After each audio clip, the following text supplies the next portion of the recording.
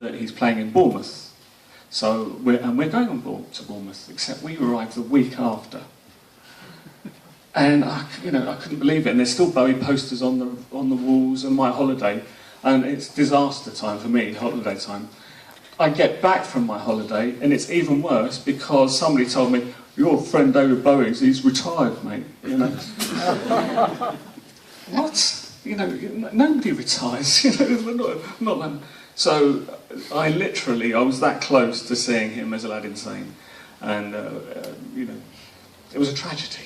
I tell you, and that 3 years waiting for that tour was the longest 3 years of my life, because the most important thing at that point really was for me to see David. And I have to say that the concerts at Wembley were astonishing.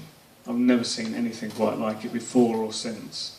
And it was obviously a big moment for me, and most of the audience. How old were you? At that point I was 16, yeah. And it was an interesting time because there was also punk starting to happen, and at Wembley I saw my first punk. All ripped clothes and fox furs and smudge makeup walking through, and I was thinking, wow, he was a diamond dog, really. I think this is what he was trying to do, but he'd obviously heard about the Sex Pistols, and in fact I had heard about the Sex Pistols as well, because they came to my town and I'd seen the posters, but I didn't know they were like that. So there was this kind of overlap going on, and you had this remarkable concert. Did you see? When did you first see him? Let me ask you that. Me, I think probably the Ashes to Ashes. Around that period, yeah. I mean, the older I get, the less when I talk to people that manage to see the Station to Station tour, and it's sad because there's very little footage of him live on that tour.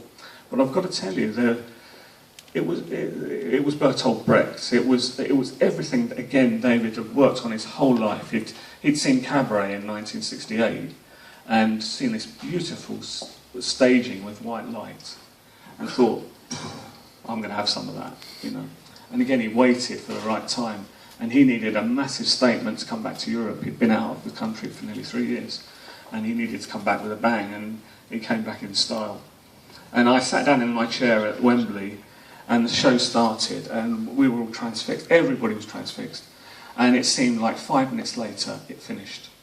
And people were just sitting there stunned. I mean, the whole audience, hardly anybody was getting up, because you thought, it can't be finished.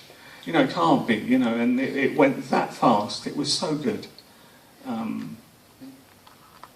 So hopefully that gives you a little bit of a feeling of it. But he moved fantastically, and he was so much in command of that stage. And I'm sure you've seen him do similar things since on other stages, because he is a remarkable performer. But that week I saw him twice. I saw him on the first night and the last night. Never forget it. Cool. Okay. Yeah. Sure.